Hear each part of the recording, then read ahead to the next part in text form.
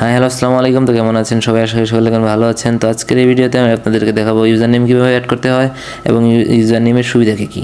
তো প্রথমে ইউজার নেমের সুবিধাগুলো নিয়ে আলোচনা করা যাক। তো আমরা যখন আমাদের আইডি কোনো জায়গা থেকে সার্চ দিই বা কোনো আইডি থেকে সার্চ দিই, আমাদের আইডি সচরাচর খুঁজে পাই না আমরা। তো আমরা যখন ইউজার নেম দিয়ে সার্চ দিব তখন আমাদের আইডি টপ র্যাঙ্কে থাকবে। এছাড়াও আমরা যখন আমাদের আইডি লগ ইন করার চেষ্টা করি, মাঝে মাঝে আমাদের আইডির নাম্বার এবং পাসওয়ার্ড রং দেখায়।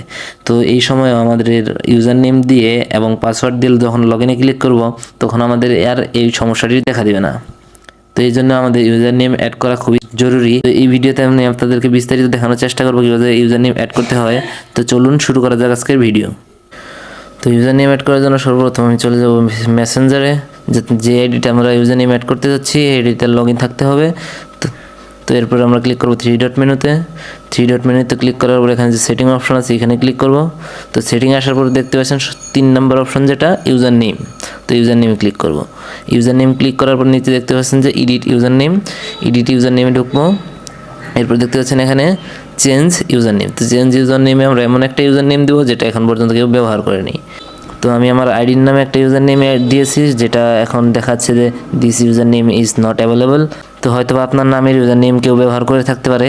তো তার জন্য লাস্টে একটা 1 বা সংখ্যা, যে কোনো একটা সংখ্যা ব্যবহার করবেন। তো দেখতে পাচ্ছেন এমন একটা ইউজার নেম সেট হয়েছে যেটা এখন পর্যন্ত কেউ ব্যবহার করেনি।